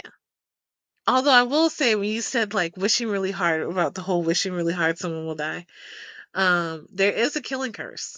There is an Oh no, actual I'm not saying that there's not. I'm just saying like the way that magic works involves pathways, and if somebody is mm, like perfectly healthy and they haven't like done a bunch of fuck shit in their life that could be yes. weighing on them, then just Yes. randomly wishing them dead is not going to do anything, cuz like No. the person's example, it was a baby, and I'm like, it's very unlikely you wished the baby dead. Oh no. Oh Yeah. poor dear. Yeah, and Oh. see, and that's Oh why I'm no, like, no, no, "No, no, no, no, no. that's not that's not what Sweetie, happened." if you're listening to this, if at any chance you're listening to this, you it is not your fault. You did not do it. Take a deep breath. Just embrace that you did not do that. Let that go. Let it go. Let your spirit let it go. You did not do that. Like it is okay. Like and also what a thing to hold on to for such a long Yeah. time thinking that you've done something like that. And I hope that you're able to like retrieve whatever parts of yourself you may have lost out of the fear of that being Mhm. a reality. So yeah, so I'm sorry, boo boo. But that was not you. That was not Yeah. you, boo boo. That was Yeah, not yeah. you. I told her, but, I wanted to point that out in case anybody else had a worry like that, like, no, the killing curse is very specifically, if people have done you wrong and you wish ill on them, the ill will happen to them if you have Yes. enough power behind it. You can do a route. You can do that's one of the things that take I think that's one of the things that really make it magic is when you understand that there is a transaction and sometimes that transaction has been paid for. Like sometimes you'll do a magical thing and it's really easy to manifest because you've already done Mhm. the work and you've already like made the payment or it's already done for you, and sometimes you do need to make a payment. Like, and for me it's like what are you willing to exchange to get something else? It's alchemy for me. It's basically for me it's Mhm. like alchemy. Like But um I think we should Full talk Metal about that at a Alchemist. different time because Oh, we we can are talk about how magic is like Full Metal Alchemist. Like, yes, yes, that will be yeah. one of our topics. How is magic like Full Metal Alchemist? Oh, We will combine the shit. okay. It is gonna be Voltron, the episode. But you wanted to talk about your theories on BL. Now I have not read a Yes. lot of boy love. So I have read excessive amounts of BL, and there was some things I wanted to talk about because like every time I'm watching TikTok content or any other content, there's always someone in the comments that's like, you know, thanks for fetishizing my sexuality and stuff like that. And I just I wanted to address that because I can understand why it may look like that in a lot of cases, and I am not Mhm. saying at all that BL does not have problematic issues with it, and I wanna talk about that. But I'm just saying I don't think that it's you can't just lump everything together in that this is fetishization, because that's like saying, "I don't wanna have romance stories that are gay." Which is not like that's bad. We want romance stories that are gay, and, like, I a want them lot. so much. Right? Like, they're so good. Like, I want all the gay content. Give me more gay content. And by saying that, like, things are, all about fetishization and stuff like that, you're basically denying all of the queer people who are enjoying this content. Now, I'm not saying that it's only queer people enjoying this content, and one of the problems with BL is that 90% of BL is written by straight women for straight women. That's a Wait, problem. what? You didn't know that? Okay, so that's why. Yes. So, okay, your reaction. So that's one of the issues in the industry, is that, like, the reason why a lot of these books are like pretty boy ex pretty boy is because it's made for the female gaze. It is two men together, but not made for men. And I totally understand that being a detractor and something that people might have an issue with, because there needs to be more representation. And there has been lately. So, like, when the genre started back in the day, it was all straight women for straight women, basically. And it was Mhm. just, they were writing romance comics and just making it two men instead. So Mm. there was a bit of less nuance with it. And there is a side genre called Bara that is basically made by men for gay men, and it has a Mm. lot of them of more like mask for mask type of things, and like bear content and like leather content and stuff that you would expect. So yeah, definitely look up Bara. It's Bara as a genre. You will enjoy it. It is excellent. I cannot wait because and this may be awful, but like I've always had an affiliation for bears. Mhm. I've always wanted. They look so cuddly. I just want to like hug them. And to be clear, I'm not talking about bears in the forest. I'm I talking did about like not human assume you were beings talking about danger that could be floofs. referred to as bears. Danger floofs. Like I live like in California. I'm not too far away from San Francisco. I have gone to so many like clubs and things like that. I've gone to so many dungeons and everything like that. And anytime I see a bear, I'm like, you are beautiful. Yeah. And I know that so many bears get like flack for being bears if they're not a muscle bear, you know? Mhm. And I really think that that's awful. And I think that a lot of the same way like fat people don't get any respect. I love like I love me a bear no matter what your body type is. I want pictures of a calendar on my wall full of bears. I think there is a bear calendar. I think I there is, yeah, for sure. There is But a bear yeah, so calendar. so Bara is that genre. It is different I'm than checking it BL, out. because most of BL, like I said, is very attractive people. Some of them, like, there's like Ikemen Oh, and to be clear, BL. we're not saying Bada is unattractive people. We're just No, saying no, it's a no, no, no, different no. gate. I just mean like bishi and bishojo men, where Mhm. they're like specifically very beautiful and feminine versus very masculine and manly. That's the Mhm. only distinction. They are all attractive.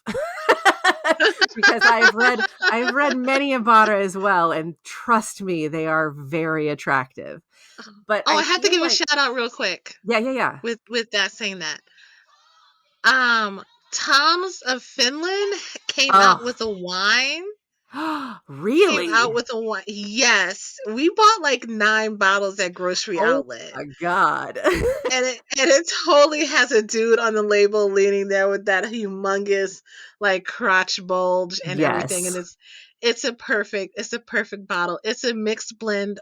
It's a red, of course, and it's a mixed blend. But yeah, I just had to say that there's a Tom of Yeah. Finland wine. While we're talking about Yes. mask for mask, uh, that That was a that thing. definitely that definitely fits in to the Hmm. masculine art. And actually, the JoJo's Bizarre Adventure, a lot of the Mm. art in that was inspired by a gay Italian artist from Oh the wow. 80s.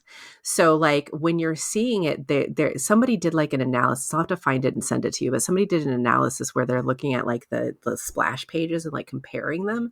And like you can tell that they like pulled. So like even for people who are like, no, JoJo's is like, they're fighting all the time and they're super manly. It's like, no, that show is queer as shit. You cannot convince me Mm. otherwise. But back to the topic at hand.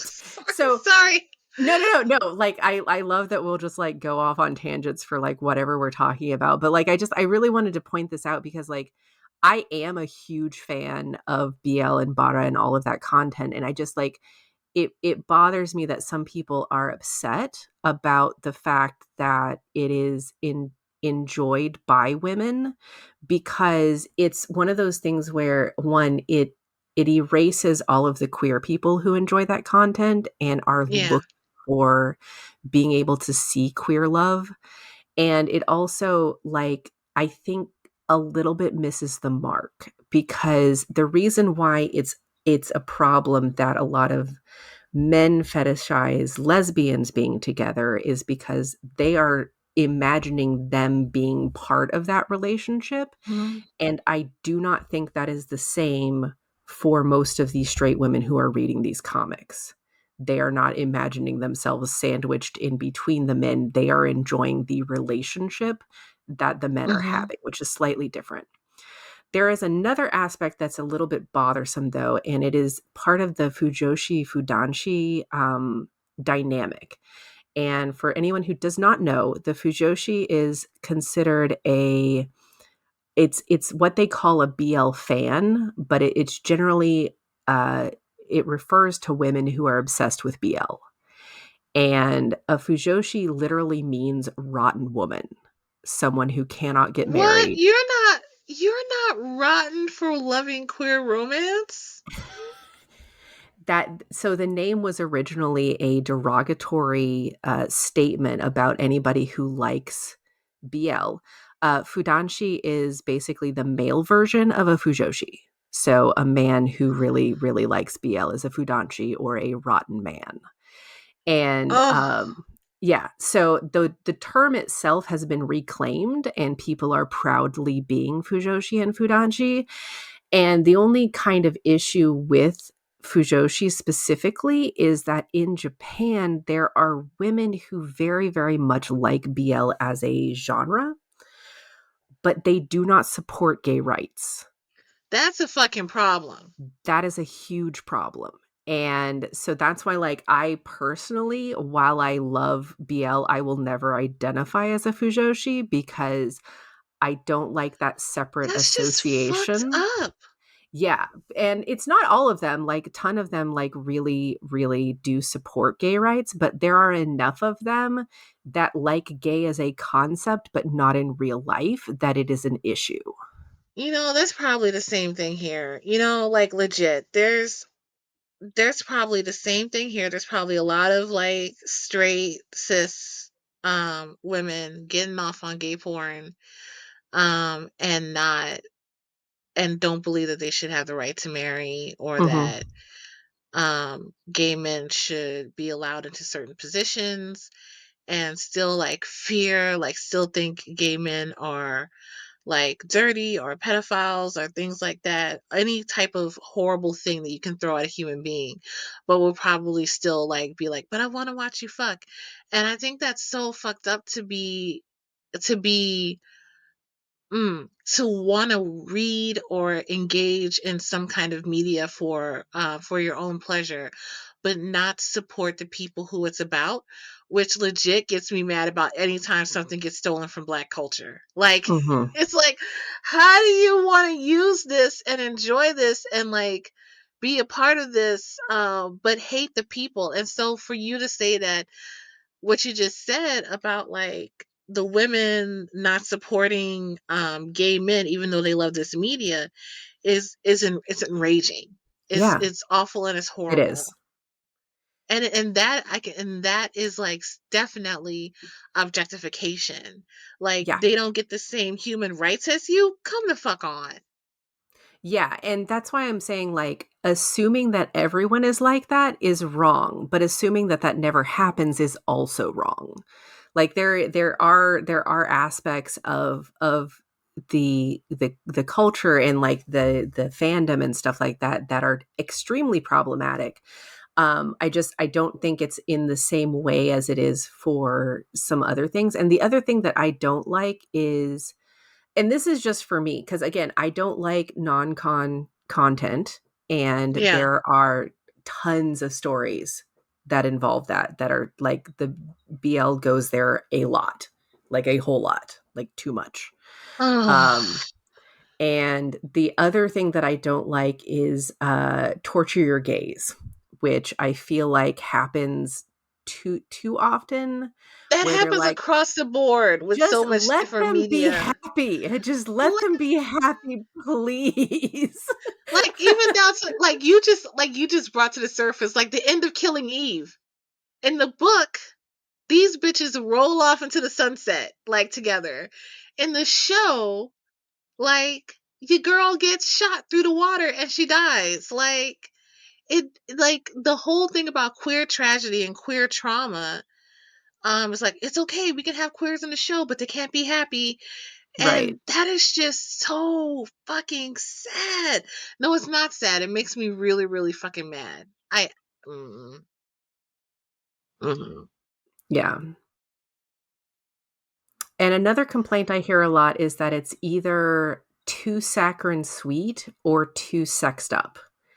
And I I kind of get both, but, like, you can find good stories that either have both elements, or you can find good nuanced stories that, like, involve actual emotional growth. It's just you have to look for them a little bit, just like with any media. Like, you Yeah. I'm can't like, just assume that that's things aren't gonna be a certain way because they don't look the way that you want. mm-hmm. Um it's just, so, like, yeah, I wanted to talk about it a little bit because I am a huge fan, but I don't like how there's kind of a stigma around it. Not in terms of, like, um not in terms of, like, the people who are like, "Oh, gay content is bad," because there's enough of those. You should see the comments, like, some of the action comics, um, some of us will be in there, like, shipping a couple of the male characters together, and I swear to God, the men come out in droves talking about, like, "Gross, ew, get your BL content off of my action comic," and I'm like, "Let us have this." The this one specifically is actually fine. Like, for me, for the most part in my action comics, I just want action. I don't necessarily want romance at all. So, like, it feels really shoehorned when they put in any kind of romance. But, like, this one, the tension is high. The tension is, like, next level high, and I'm like, no, we can't not ship these two. I'm sorry. I apologize Mm-hmm. in advance, but, like, the boy literally has two men fighting over him while he's there's no way you can't read it that way, even if they deny Mm-hmm. it. but Mm-hmm. um but yeah, like, it's one of those things where, like, every genre has its pitfalls and stuff like that. So Yeah. just like with consuming any content, you have to look at, is if there is problematic elements, are they triggers for you, or can you move past them? And it is this the only thing the genre has to offer? which in this case, no, the genre has so many, like, you can't just say all BL is one thing because it literally is not.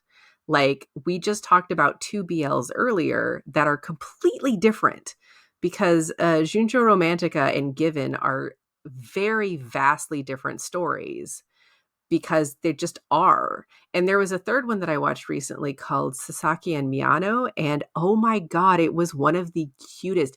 It's number 2 in my top romances now because it was literally like heartwarming, but like heartfelt at the same time. Like you literally saw the bond between them like grow in a very organic and warm way. Like, it's number 2 in my list of romances now, right under Kimi ni Todoke, because God, that show and that Mm-hmm. comic, I love that one so much. But yeah, Sasaki and Miyano, like a million thumbs up. It's so cute and adorable, and it will make your heart sing. It's very, very nice. I think And I'm so gonna it's be looking into more Bara right now, yes, after hearing that, because I feel like I should also support for queers and sure. gay And men who are I can making send the you I can send you some links to some of the ones that I like that are Bara as please well. do. Yeah. Because and like it's just with anime specifically, it's less likely that a bara is going to be made into an anime, unfortunately, just because of the Yeah, nature of anime itself. but they made brothers conflict. That's what I'm saying. I mean, if you need problematic content, I got a list of incest shows I can send you. There's so much. Oh my god, what was one of the ones I watched? I was like, this shit's wild. I think it was Was it Citrus? I think it was Citrus. Oh, The the one with the stepsisters? Yes, stepsisters. yes, that is Yeah, citrus. yeah, the one where she's like, I'm gonna turn this bitch out, and it was like, whoa. But also reminded me of this girl I dated in high school. At the Hmm. same time, it was like, okay. But yeah, okay. Think this was very informative. I don't mean to use like such a stiff word like that, but I didn't know any of that. So thank you for like sharing all of that with me because I learned a lot of new stuff about it, and Yeah, and I just I remember. wanted to go over it a bit because like it's one of those things where if you don't know about the genre, you may like avoid it or not want to get into it Mhm. if you've heard some bad things, but there's bad things with everything. So like Yeah. I don't want you to avoid queer content that is good just because there's a stigma around certain aspects of it when Yeah. if you fully understand everything involved in it, you're going to be more apt to be like, "Oh, okay. Maybe I can get into this," or keeping a keen eye on, whose view is this for? You know what I mean? Mhm. So you Who's can doing it and who is it for? Yeah. yeah, because you can tell.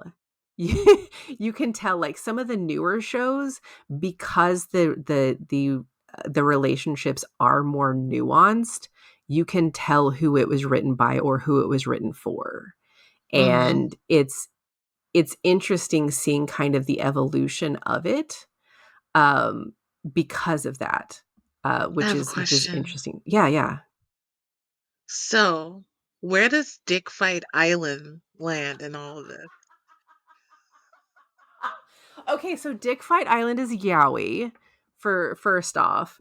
Um Yaoi is specifically for porn. Yaoi is porn, BL is more of the Okay. like romance genre. Relationship. Okay, Yes, cool. so a BL can be a yaoi, but a yaoi like not all BL is yaoi, but all yaoi is BL. Okay. That's Okay. how I should put it. But like Dick Fight Island would be yeah, it's firmly yaoi. I don't think it would be bara quite because of it might actually because a lot of them were super masculine. Super mask. Super mask. Super masculine, yeah. Mhm. I think that one kind of rides the line, and like some of them do. Some of them are like Rides the line. They ride lots of lines. Just grind that shit.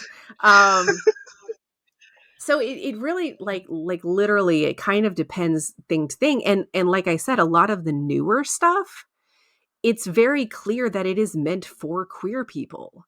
While a Mhm. lot of the stuff that came out in like the 90s, early 2000s, it's very not that. It's very clear how it was written and who it was written for.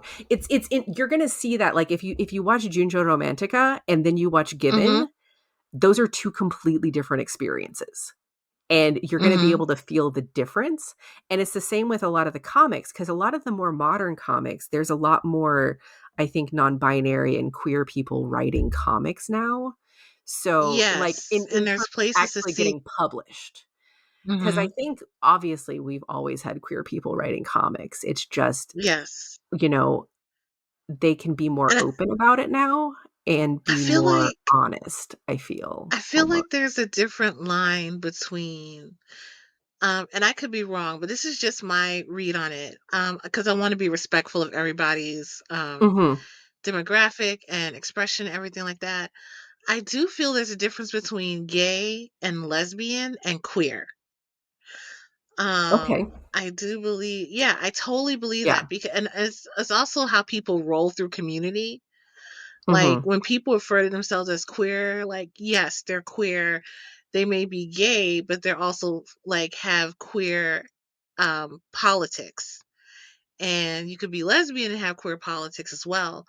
But I have seen how like some people section themselves off. Like there's Mhm. some people who are gay or some people who are lesbian who would never consider themselves queer Right, at yes. all. They're like, I'm a And I think a lesbian, lot of I'm that gay, I'm not queer.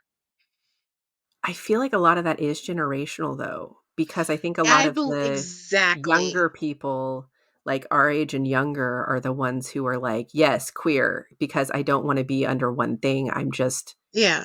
definitely not straight." Yes. Like But not straight at all. and I think Yeah. that also kind of lends itself to the looking at the genre in a different lens, because you're gonna see a lot more blending. You're going to see a lot more realistic storytelling now, as opposed to, like I said. So like I wanted to go over my top 5 ridiculous ones as well, just as kind of a closer to kind of get us lighthearted at the end. But Mhm. one of my top 5 ridiculous ones is a BL from the 90s, because oh my god, it's so dumb.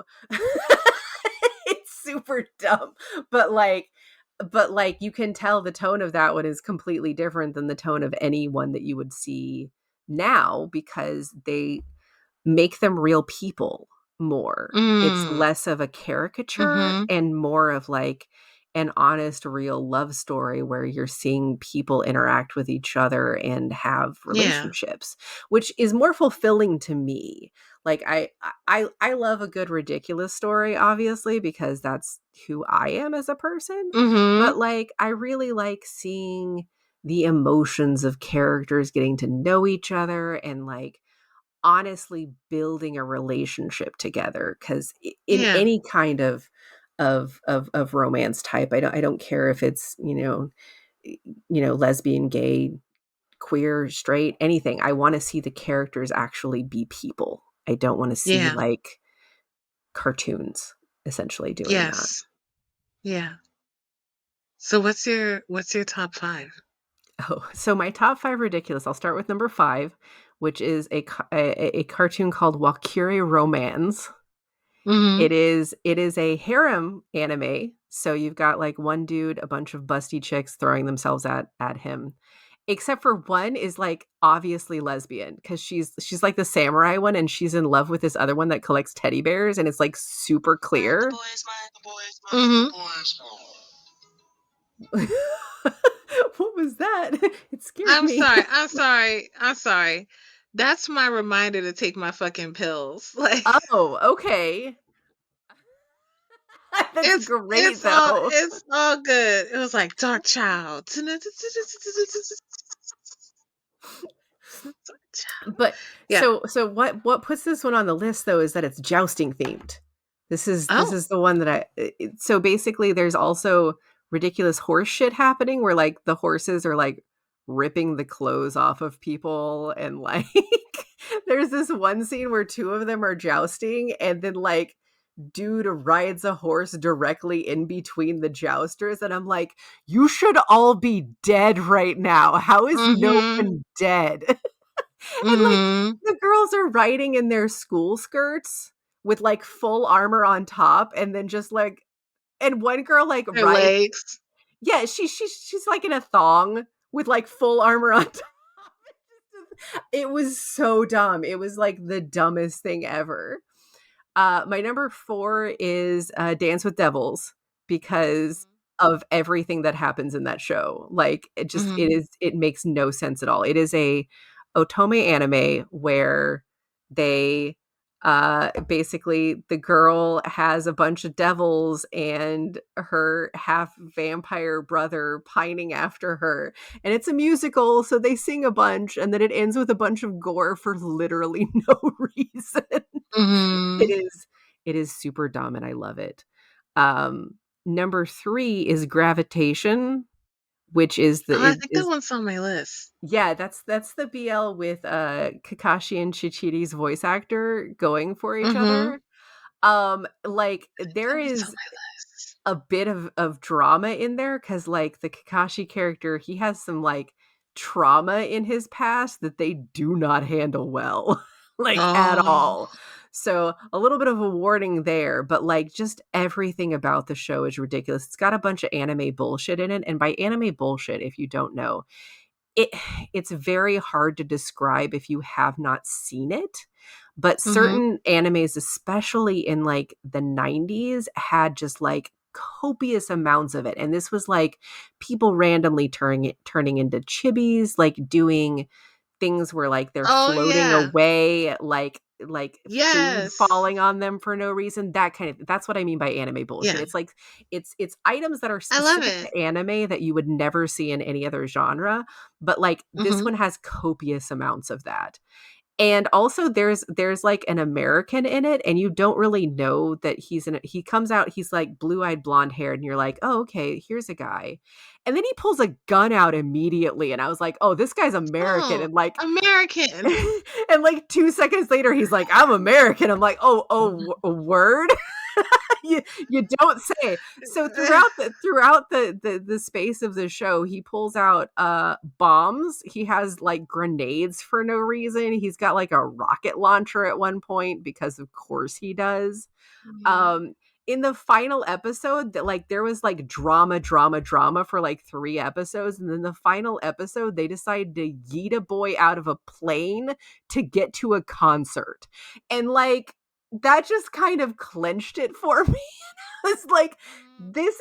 this is dumb in like the best way possible. I have to watch this. My number 2 is Tenshini Naruman, or I'm Gonna Be an Angel, which is honestly one of my all-time favorite animes of all time. I will always love this show. It is on Tubi, and I also want to point out that like the top 3 are all available in English if you prefer dubs or need dubs for visual help. They are available in that. The I don't is Dance with Devils available in English? I feel like it I don't is. I don't know. I'll look It that up while you was. talk about it, but Yeah, Valkyrie Romance is not, so that one is only okay. sub, but the other ones should be available in English. I wanted Yeah. to make that clear because I wanna make sure that it's accessible to people, the stuff that I'm talking about, and the top 4 are accessible. They are available in dub. So, Tenshi Naruman, or I'm Gonna Be an Angel, is a story about Noelle who basically falls naked on a dude and decides they're gonna get married. And he's like, Oh, "Excuse yeah. I me? remember he What telling me about what's this. happening?" Uh-huh. And so she moves her entire family into his house, and in the first Mhm. episode, their house becomes a mecha and fights a Daruma rice cooker that is the size of a building. The bad guy is this really weird dude who has marionettes, and he just talks all about how he wants Noelle to be his new doll. And then in episode 2, her dad, who is a Frankenstein because her family is all demons, she's got a vampire brother, and her mom and grandma are witches, and one of her sisters is an elf, and her other sister is invisible. Um, Wow, the genetics on that. yeah, I know. And she was adopted because she was actually supposed to be an angel, but like they found her in hell somehow and were like, "You're ours now. Yay." And so Hmm. she's just like bouncy and adorable all the time. It's like saccharine sweet and cute, but like it's seriously one of the funniest things I've ever seen. The second episode was the one with the her dad becomes a promoter for this wrestler whose name is Delicious White. Oh shit, I've seen this. Yes, I know I've showed you this one because it is like one of I my have all-time seen favorites. this. Delicious white. I've Delicious seen White. this. Yeah. And It's then he turns into been a a balloon while. monster and like runs around saying "badoon badoon, badoon badoon" everywhere. Yeah, Mm-hmm. no, that it's fantastic. I highly recommend, and the soundtrack is adorable too. And Mm-hmm. so, but the number one most ridiculous show of all time is called Excel Saga. And Excel Saga was extremely popular in very specific anime circles for like 2 years, and then everyone forgot it existed. Mm-hmm. And it is basically anime bullshit, the show. In the very first episode, straight out the gate, the main character dies at least 9 times What? and is brought back to life. Yeah. No, it is nonstop crazy town, and like you get high and watch it. Okay. Just get high and watch it, and Okay. you'll either have a very good time or a very bad time. I don't know. But this is the one It'll that it'll be a time. yeah, the director of it, like the animation director, is the guy who dresses like Lupin the Third in real life Oh that I showed yeah. you. Yeah. Yes. Yes. I He is it is on my list of things to watch. Like yeah, and we so definitely added that. what's funny is he actually directed the OVA for Gravitation as well. So Hmm. like there's actually a relation between the two in my top 5. There are some honorable mentions that don't go in the top 5 because they aren't quite that ridiculous. One of them is Magic Kyun Renaissance, which is another Otome one, but that's the one where like they do art so good magic happens, and like she blows up a Hmm. house by doing flower arranging too good. And Oh then yeah. yeah, that one. And then the other one is the Hypnosis Mic Division Rap Hmm. Battle, which is I thought it was going to be like Idolish 7 where it's just like, hey, they're going to do competitions of rapping instead of singing. No. It's basically women took over the world and outlawed any kind of weapon other than this microphone that makes you hallucinate. And so As um it should be. the first couple episodes are literally just them solving crimes by rapping good. And yeah. That's all I'm gonna give you for that one. But I found the music first and I liked it. So like I found the show Hmm. eventually and was like, I'm gonna watch this. And it was not what I was expecting, but I enjoyed it a lot. Um, but it didn't quite like make me cackle all the time. Like it didn't almost Hmm. murder me like most of the other shows did. Like if I'm All almost right. dead while watching a show, that one's super ridiculous. Okay. All right. Awesome. Well, thank you for your top five and some extras, so like I can remember now. Be like, oh yeah, I should watch this one, and this one.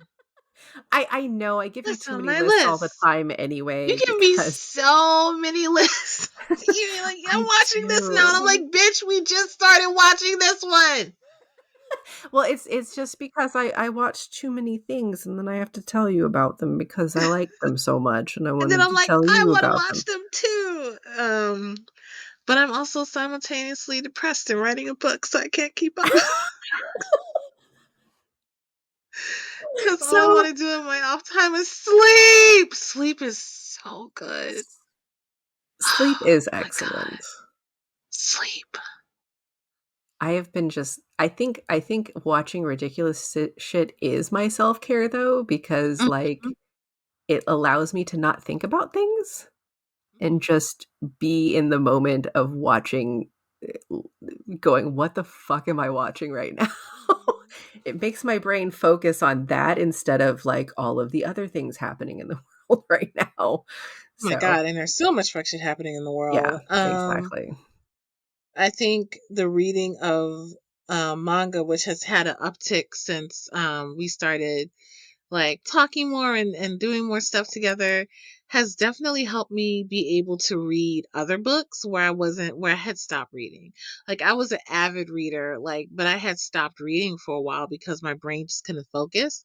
So Yeah, being able to read in shorter chunks, and then having access to the shows if they change it into a show, being able to read and watch the show at the same time, has really helped me get my focus back on track so I can read other things in long form books too. So I'm pretty grateful for that. Um, and yeah, and then the artwork on some of these are like so great and yeah. so fun. Like I think the one that I consider to be wild, my one thing that I consider to be wild to contribute to this conversation is Food Wars.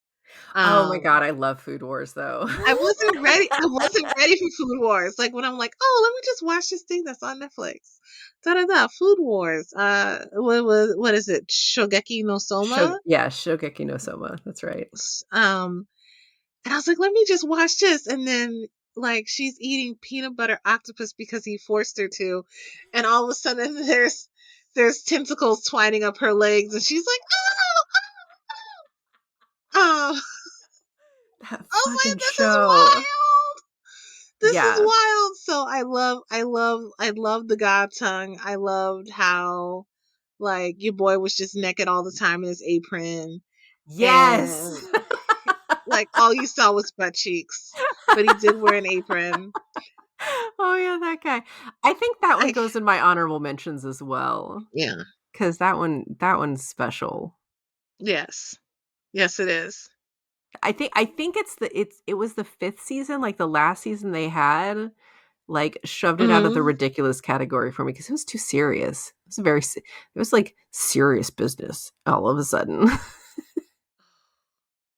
All right, I never finished the whole thing, so maybe I'll avoid the 5th season. No, I'm going to watch it. I'll see what it I was is. like, "Yeah, don't avoid it, just watch it, it's fine." I'm gonna watch it. I'm gonna watch it. But what I couldn't get, like when watching the show, was like, how is it gonna top itself now? How is it gonna get even more ridiculous when people's clothes are already popping off Yeah, I think when they that taste food? it's because they, like that's why they, like, ended up having a plot in the 5th one. I was like, "Oh, this one's all we gotta win this or you're gonna get kicked out of school. That's not cool." No, they did that in the first one. They did Yeah. that, and that was from Jump though. That if they didn't, if like if you don't pass this thing, then you get kicked out. Like it was high stakes from Jump. It was stressful from Jump. But I always believed in what's his nuts Soma. Um, he was a great character. And your Yeah. girl who was just so sweet, like who was like, I'm just a little lamb getting lost in the woods and I'm gonna figure it out and I'm shy and she goes like she totally slaughters this huge like fish and Mhm. everybody's like, wow. So yeah. So what are your plans for the rest of the day and the rest of the week?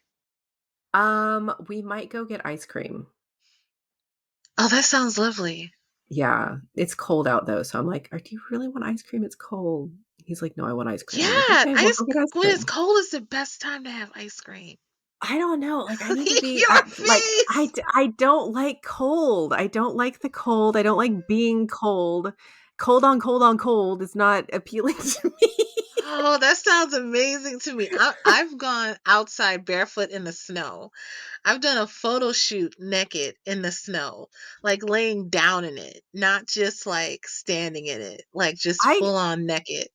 I got lost for 2 hours cross-country skiing and couldn't feel my hands for a day. No! So, I am not a fan of things that are cold. Oh my God. When did this happen? I've never heard this story It was before. in middle school, like, it happened a long ass time ago, but yeah, so I'm not a big cold I like the cold so I can sit inside next to a fireplace and read. That is nice. But yeah, no, I've also kind of been in the mode of, like, my brain wants me to read as much as possible. Comics. It's like, Mhm. pictures only, no words, only pictures. I'm like, "Come on, brain." So, like, once a comic gets too wordy, my brain's like, "Bad, bad." Only pictures, no word. I'm like, "No, we gotta do both." So today I'm probably gonna finish Chainsaw Man or catch up all the way on Chainsaw Man. And I'm probably gonna finish Devil's Dance. And then I'm gonna keep trying to read Queer and Loathing, which is just sucking my heart out. And also the other book I have on my list to read is it's a kid's book, but I don't understand how it's a fucking kid's book. It's this one. Yeah, yeah, you mentioned that last time, so Yeah, because I'm still it's a trying bit to read heavy it. as a kid's book, you It's so saying? heavy. It's so fucking heavy. I'm Well, like, how am I do supposed you to read not remember this? the Animorph series? No, I do not. No, I do not. So the Animorph series was when we were kids. It was like in the 90s, and this lady was like writing these stories about these kids who could turn into animals, and there was like some sort of intergalactic Vaguely war that familiar. involved them turning into animals, but some of those books were like heavy. Like heavy, heavy. Like one kid like he turned into a falcon and like didn't turn back in time and ended up permanently as a falcon and like lost his humanity. And that's like a Oh shit. plot in a kid story. It So, sounds familiar and also it sounds like something I probably blocked out. yeah, I'm such a sensitive little soul. I'm so sensitive. I remember That's a lie. I'm not sensitive. I just read a lot of I'm animal sensitive. related books. Like, do you remember the uh Bunnicula series? No, I don't remember that. So Bunnicula was like it was like a light horror where like everybody thought that the bunny was a vampire. And then they've got like Holiday Inn where they like get put up in a border house and they like have to solve mysteries and think that everybody's a monster. It's adorable and very funny. But like the celery stalks at midnight is one of them. Like, The like these celery stalks at stalks at midnight? midnight. Yeah, that was one of the books. That's ridiculously cute. Yeah, it was a Ridiculously super cute. fun time. All But yeah, right. I think I need to like eat food or just ice cream. I need to go get ice cream. Okay. Well, I hope you So enjoy your ice cream. And we'll be back next week with more. I gotta stop saying I say so much. We're it's gonna okay. be. It's okay. It's It's it's okay. okay. It's okay. Okay. Thank We're you. good. We're good.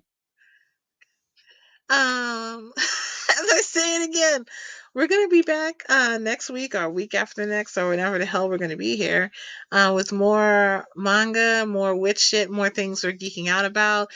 Hopefully we'll have some guests in the future. I would really love to have DJ Regular and one of my friends Ryan come on, and I want DJ Regular to come on specifically and talk about gaming, just because I love to hear him talk about Yes. gaming.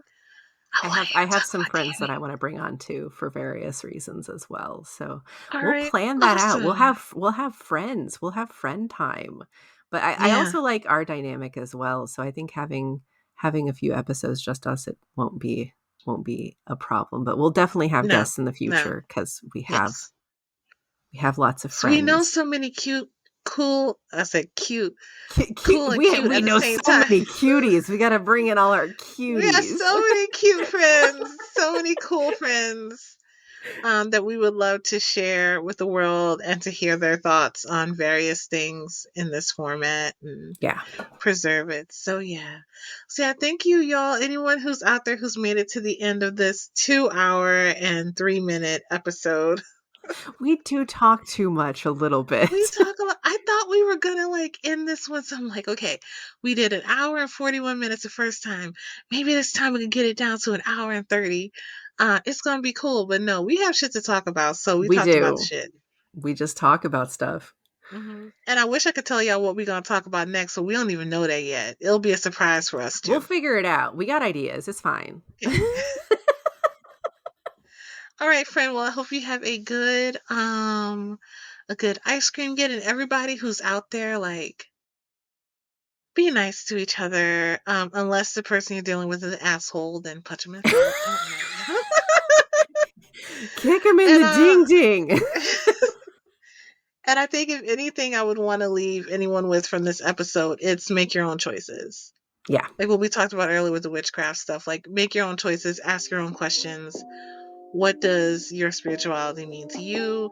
Why do you consume certain media, and who's creating it and who's the vision for? Like, and what are you participating in while you're absorbing that media as well? So yeah, like don't be afraid to research things. If you like yeah, something, that doesn't mean it's a bad thing, but knowing more about something means that you're more informed in the choices that you make, and that's yeah, never a bad thing in anything in life. yeah. And especially if you're consuming like art and media and all this other stuff that creators are making, like that they're supporting the community, support the communities. Don't just love on the genres, like love on the communities that are creating them as well. So, Yes. because it's hard out here for artists. It It's is. hard. It's rough out here. I always support Support my your artist artists. friends. Yeah. My All right Kickstarter then. list proves that. Yeah, yeah. No, you're always rolling up with some new deck you got off of Kickstarter, and I'm just like, oh, I want that deck too. And it's like the Kickstarter's over. I'm like, I'll tell you about the good ones when I find them. Especially if that okay. Traveler's deck comes up again, because that thing is crazy good. So, but anyway, it was great talking again, and Great everybody talking to you have too. a great weekend, week, whenever we see you next. Bye. Bye.